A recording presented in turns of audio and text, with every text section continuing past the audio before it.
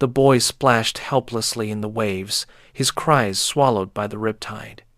Daniel, a homeless man with only $5 in his pocket, and his dog Max by his side, didn't think he ran. The millionaire's son was drowning, and no one else moved. Parents on the beach screamed, lifeguards were too far down the shore, and the tide was pulling harder with every second. Daniel's ragged clothes clung to his skin as he dove into the surf. Max barked frantically from the sand, pacing in circles, whining as his master disappeared into the churning water, swimming against the current. The salt stung Daniel's eyes, but he didn't falter. His arms pulled through the waves, muscles burning with effort. He spotted the boy's small head bobbing, water swallowing his cries. With one final push, Daniel reached him, wrapping an arm around the boy's chest. "I've got you, kid," he gasped. The boy clung desperately, coughing and choking. Daniel kicked hard, dragging both of them toward shore. The riptide fought him, pulling at his legs, but he didn't stop.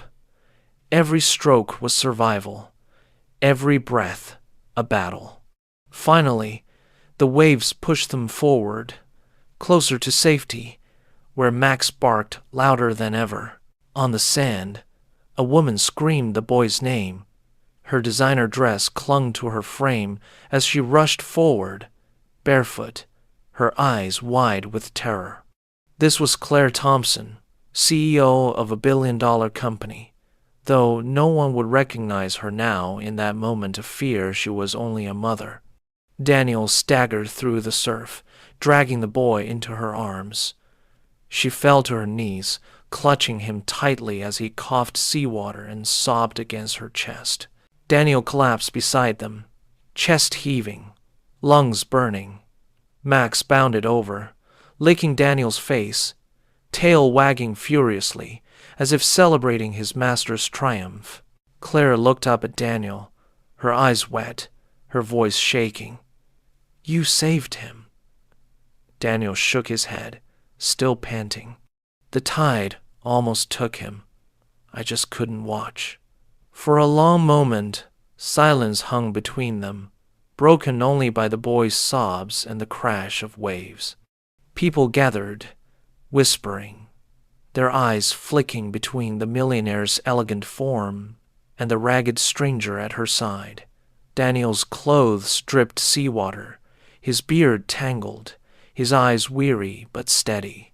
He looked every bit the homeless man he was, yet in that moment, he was also the hero no one else had been.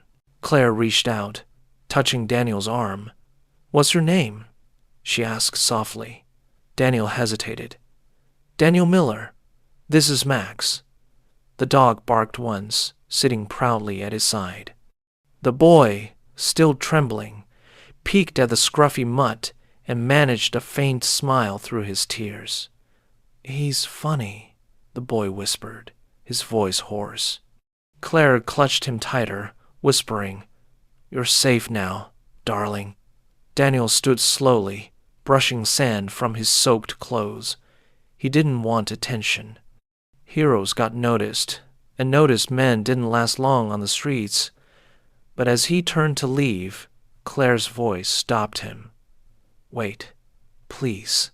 She rose, still holding her son, her dress soaked, her hair undone. "How can I ever thank you?" Daniel gave a faint, tired smile. "No thanks needed. Just keep him safe."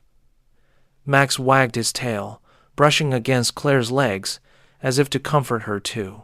The crowd began to disperse, murmuring about what they'd seen. But Claire's eyes never left Daniel. She saw past the dirt and rags, past the exhaustion. She saw the man who had risked his life for a stranger's child. She saw strength where others saw weakness. "At least let me get you something to eat," she insisted. Daniel shifted uncomfortably. Pride battled hunger. He glanced at Max, who wagged his tail hopefully. "If it's for him," Daniel murmured, nodding to his dog, I can't say no. Claire's lips trembled into a faint smile. Then it's settled. Come with me. Her chauffeur, stunned, tried to protest, but she silenced him with a single look. Together they walked toward her waiting car, the boy nestled against her shoulder, Max trotting happily alongside. Daniel felt out of place, dripping seawater into the plush leather interior, but Claire didn't seem to care.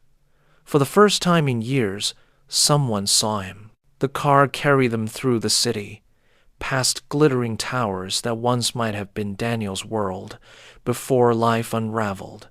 Claire sat across from him, still clutching her son, her gaze flicking to Daniel often. Why were you there? She asked gently. Daniel shrugged. Nowhere else to be. He stroked Max's head absently, grounding himself in the dog's steady loyalty. Claire studied him, sensing there was more, but didn't press. Instead, she said, My name is Claire Thompson, and this is my son, Oliver. Daniel nodded politely. Nice to meet you, Oliver. The boy gave a shy nod, hugging Max tightly. When they arrived at her mansion, Daniel froze. The gates loomed tall, the driveway lined with manicured trees, the house glowing like something out of another life. He almost refused to step out, but Claire touched his arm. Please, just a meal. Daniel swallowed hard, Max pressing against his leg reassuringly. Inside, the warmth of the home felt surreal. Servants gawked at him, their eyes widening at the ragged man dripping on marble floors. But Claire's firm voice silenced them. Prepared dinner, enough for everyone, and a bowl for the dog. Daniel's chest tightened. Rusty bowls, scraps in alleys. Max deserved this. They sat at the long dining table. Claire at the head, Oliver beside her, and Daniel at the far end. Max curled at his feet. Plates of food were set before them, more than Daniel had seen in weeks. His stomach ached at the smell, but he waited until Max had his bowl, the dog devouring hungrily. Only then did Daniel pick up his fork. Claire watched quietly, noting the order. You always feed him first, she observed softly. Daniel nodded. He's been with me through it all, never left my side. I owe him everything. Oliver smiled, stroking Max's fur gently. As the meal continued, Claire asked questions. Where are you from? How did you end up here? Daniel answered, simply, never dramatic. He spoke of jobs lost, family gone, doors closed, nights on cold concrete. He didn't complain, only stated facts, his voice steady. Claire listened intently, her heart tightening. She had spent her life surrounded by power, wealth, and success. And yet, here sat a man stripped of everything, still carrying dignity. She glanced at her son, who clung to Max, smiling for the first time in weeks. Gratitude swelled inside her. This man hadn't just saved Oliver's life. He had given him joy, even in the shadow of fear. The night grew late, and Daniel stood, wiping his mouth with the back of his hand. We should go, he said softly. Thank you for the meal. Claire stood quickly. Where will you sleep? Daniel gave a faint smile. Wherever there's space, we always find a corner. Max barked once, as if agreeing. Claire hesitated, her instincts torn between caution and compassion. You could stay here, she offered. Daniel shook his head. That's not our world. But Claire's eyes softened. Maybe it could be. Just for tonight. For him. She meant Max. Daniel looked at his dog, who gazed back with trusting eyes. He sighed. One night. Claire smiled gently. One night. Rooms were prepared, warm and clean. Daniel lay in a soft bed, Max curled beside him, both sinking into comfort they hadn't known in years. For the first time, Daniel slept deeply, without fear of the cold or the dark. Down the hall, Claire kissed Oliver's forehead, whispering, "Safe now, my love." Yet her thoughts drifted to the man sleeping in her guest room, a stranger, a homeless man. And yet, she felt her life had changed forever. The next morning, sunlight spilled through the curtains. Daniel woke, disoriented by comfort, Max snoring softly at his feet. He sat up slowly, running a hand through his tangled hair. For a moment, he almost forgot the weight of the streets. But then memory returned, heavy and sharp. He glanced at Max. "Back to reality soon, boy," he whispered. Yet when he stepped into the hall, Claire was already waiting. "Breakfast is ready," she said softly, her smile warm. Oliver rushed forward, hugging Daniel's leg before petting Max. Daniel's chest tightened. For years, he had been invisible, but not here. Claire poured coffee, her gaze steady. "You saved my son, but I think maybe you've saved more than that." Daniel frowned. "What do you mean?" She smiled faintly. "You reminded me what really matters. Not money, not power, just loyalty, just kindness." Daniel looked down at Max, who wagged his tail happily, tongue lolling. For the first time in years, Daniel felt something stir inside him hope. Claire reached across the table, her voice gentle. "Don't disappear today. Stay, at least until you're ready to go." Daniel hesitated, his pride whispering no. But Max barked once, tail wagging, and Daniel nodded. Morning arrived gently in the mansion, not with hunger or the shiver of cold concrete, but with the aroma of toasted bread and coffee drifting along bright corridors. Max stretched on the rug beside the bed, belly rounded from last night's feast, and thumped his tail against the floorboards. Daniel blinked awake in the soft light, momentarily forgetting where he was, then remembering the waves, the rescue, and Claire's insistence that he stay. He whispered, thanks to no one in particular, scratched Max behind the ear, and stood slowly, feeling grateful and unsure, as if walking inside another man's life. Downstairs, a long table glowed beneath morning sun. Claire sat at one end, hair still damp, elegance softened by relief. Oliver hovered near Max, dropping bits of scrambled eggs into an eager mouth, then giggling when the dog licked his fingers. Daniel waited until Max's bowl was full before he lifted his own fork. That small ritual did not escape Claire. She watched, then said, "You always feed him first." Daniel nodded. "He kept me alive when days were empty." The words surprised him by their steadiness. They surprised Claire by their truth. Something unspoken settled between them like warmth. After breakfast, Claire walked Daniel through the garden paths that curved among roses and stone benches. She pointed out old oaks her grandfather planted, the fountain Oliver loved, the hedge maze that turned joy into adventure. Daniel listened more than he spoke, eyes lingering on details that revealed careful tending. Once, he had repaired things for a living. Now his hands twitched at loose hinges and squeaking gates. "You notice everything," Claire observed. Daniel shrugged. "When you have little, attention becomes wealth." Max investigated squirrels, then returned to heel with pride. The morning stretched patient and bright around their silence. By afternoon, Daniel found small tasks without being asked. He repaired a wobbly step with salvaged screws, quieted a rattling gate latch, and oiled the gardener's reluctant mower until it purred instead of complained. Claire watched from the terrace, surprised by the ease in his movements. He did not grandstand. He made broken things whole. Oliver cheered each fix like a magic trick.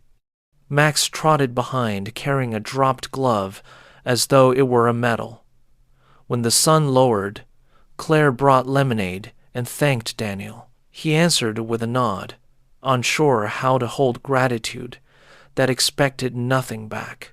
At dusk, Daniel prepared to leave again. Pride tugged him toward the gate. Habit warned that comfort turns quickly into dependence.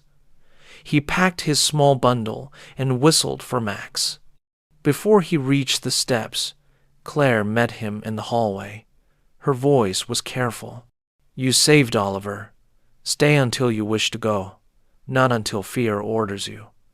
Daniel looked at Max, whose tail beat hope against the floor. "One more night," he said. Claire nodded, relief softening her features. The house exhaled, as if approving. For the first time, Daniel felt a roof welcome him without suspicion. Home. Days passed like cautious footsteps. Daniel stayed invisible when guests arrived, but within the household he grew essential. He repaired a torn screen, tightened window latches, and taught Oliver how to tie reliable knots. Max learned the pattern of afternoons, napping near the kitchen door that always opened for him. Claire watched the weaving of trust and marveled at his simplicity. No grand gestures, no speeches, just small goodness repeated until doubt ran out of arguments. In quiet moments, she found Daniel reading an old manual by the workshop window, lips moving silently, as though rebuilding himself line by line. News of the rescue leaked despite Claire's efforts. A paparazzo sold blurry photographs of Daniel carrying Oliver from the surf, Max racing alongside like a banner of joy. Headlines speculated wildly about the mysterious men in rags. Claire's phone buzzed with requests for interviews, partnerships, and scandal. She declined every offer. That evening, she found Daniel sitting on the back steps, shoulders tight, eyes on the darkening lawn. "I am trouble," he said without turning. Claire sat beside him. "You are a man. Trouble belongs to those chasing headlines, not to you." Max leaned against both, bridging the space gently. The gala arrived anyway, an obligation Claire could not avoid. She invited Daniel only if he wished, warning him about sharp eyes and shallow talk. He wore clean clothes now, plain and well-fitting, yet he felt counterfeit, like a brushed coin among gold bars. Max stayed home with Oliver, which made the echoing ballroom feel colder. Whispers followed Daniel like perfume trails. Some praised heroism, others questioned motives. Claire stayed near, introducing him as a friend. He smiled politely, spoke little, and met contempt with patience. People reveal themselves, he thought, the way engines do, under load and heat. Back home, apology waited in Claire's eyes. Daniel shook his head before she could speak. "They do not matter," he said. "Tonight I learned that some rooms need drafts." She laughed, relief loosening her shoulders. Oliver bounded down the stairs in pajamas, Max at his heels, both delighted by Daniel's return. They played on the carpet until yawns conquered victory. Later, Claire carried Oliver to bed and paused in the doorway, watching Daniel rub Max's ears. Something tender clenched her chest. The house felt different now, as if the rescue had not only saved a boy, but rearranged the future. Storms rolled in across the week, dragging gray mornings and loud evenings. On the third day, Oliver vanished inside the hedge maze. Panic spread quickly. Gardeners searched paths, calling his name. Claire felt her breath close, as though the ocean had returned. Daniel crouched beside Max and touched the dog's chest. "Find him." Max leapt forward, nose low, weaving through corridors of green. Daniel followed at a steady run. They found Oliver seated cross-legged before a hidden fountain, frightened but unhurt. Daniel lifted the boy, Max licking tears from his cheeks. Claire's sob broke into gratitude when they returned home. That night, sleep avoided Claire. She paced the library while rain tapped the windows, replaying 1,000 small moments. Daniel passing bread to Max before himself. Daniel mending a hinge without comment. Daniel listening when Oliver spoke about fears he hid from tutors. She wondered whether fate had carried him from the serve to her table for reasons beyond rescue. He was capable of leaving. He chose to stay. That choice felt more intimate than money or gifts. When finally she slept, it was with relief and a dangerous hope she had not allowed, since life hardened around achievement alone. Daniel woke before dawn, the habit of street years still in his bones. He brewed coffee quietly and stepped onto the veranda with Max to watch darkness lift from the lawn. The air smelled of wet earth and leaves. He considered slipping away, leaving gratitude in place of goodbyes. Then Oliver appeared in the doorway, hair wild, blanket like a cape. "Are you leaving?" the boy asked. Daniel swallowed. "Not yet." Oliver sat beside Max and leaned against Daniel's arm without a word. The sun edged upward. Sometimes staying, Daniel realized, did not require courage. It required permission to belong. Later, Claire met with advisors who warned her about risk. Bringing a homeless stranger into the household invited liability, headlines, and questions shareholders dislike. Claire listened, pen resting on a blank page, then thanked them and ended the call. She walked to the workshop where Daniel was straightening nails in a coffee tin, an act that felt like prayer. "People say I should be careful," she admitted. Daniel nodded. "They're not wrong." She studied his face. "Will you hurt us?" He shook his head. "Never." She exhaled. "Then I will be careful in a different way. I will trust." That afternoon, Daniel found an abandoned bicycle behind the maintenance shed and rebuilt it piece by piece for Oliver. He drew the wheels, replaced the chain, and polished the frame until it shone like a second-hand miracle. Oliver raced the driveway, whooping, while Max bounded beside him, ears flapping like flags. Claire stood on the steps, hands clasped, blinking back tears. She realized it was not gifts that remade a life, but kindness that repaired what neglect had loosened. When evening came, Oliver asked Daniel to teach him to ride without fear. Daniel promised tomorrow. Promises felt possible again. The next day brought reporters pressed against the gate, lenses glittering like insects. Claire kept them out, but their questions seeped through metal. Who is he? What does he want?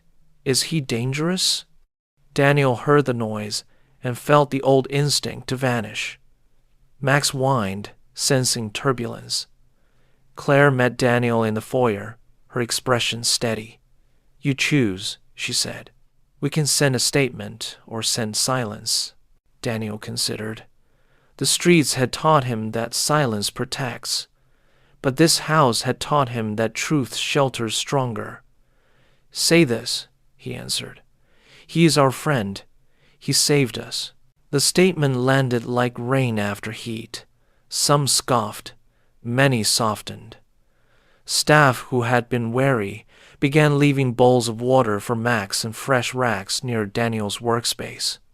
In the evenings, Oliver begged for stories from before the waves. Daniel shared gently. A garage that smelled of oil and peppermint gum. A rust-red truck that never quite started. A mother who sang to the radio while sorting bolts. He left out the hardest years. Claire listened from the doorway, hand on the frame. realizing that survival stories are love stories told backward. Max slept between them, peace incarnate there. One weekend, Claire proposed a small outing to the public beach where everything began. Daniel hesitated, remembering the rip current, the crowd, the moment he had stepped forward because stillness would have been surrender. Max bounded first into the waves, then circled back, triumphant. Oliver built a crooked sandcastle and handed Daniel the flag, a seashell. Claire watched the three of them moving like pieces that finally fit. When strangers recognized her, she simply smiled and kept walking. No interviews, no explanations. The tide rolled in and out. Fear receded a little further each time it reached for memory again. That night, under star-thick sky, Claire invited Daniel to the terrace with tea and a question. Do you believe a life can begin twice? Daniel studied the steam, then answered slowly. I believe a life can be found after it is lost, if someone waits by the road with light. She swallowed, moved. Will you let us be that light? He looked toward the hallway where Oliver slept, toward the rug where Max had curled into a comma, and toward the gates where cameras sometimes gathered. I will try, he said. Trying, after years of survival, felt like faith returning. In the weeks that followed, Daniel built a small workshop in an unused garage bay with Claire's permission. He arranged donated tools, labeled jars, and hung a sign that read, Repairs and Honest Work. Neighbors began to appear with lamps, bicycles, small engines, and good intentions. Daniel charged little, sometimes nothing, but he charged himself with doing things properly. Max greeted everyone with diplomacy and took payment in belly rubs. Oliver handed screws like a foreman. Claire watched traffic increase and noticed something she had forgotten about wealth. Generosity multiplies when it is embodied, not advertised, practiced quietly every day. On a blue morning nearly a month after the Riptide, Daniel stood at the kitchen doorway holding 2 mugs. He offered one to Claire and said thank you without flourishes. She accepted and said, Welcome home, with the same simplicity. Oliver thundered down the stairs to hug Max, who responded like a drumline. The house no longer felt borrowed. It felt earned by days. Later, Daniel walked the garden paths alone and realized the ache he carried had softened into a purpose that did not depend on money. Belonging, he thought, is a roof made from hands holding each other.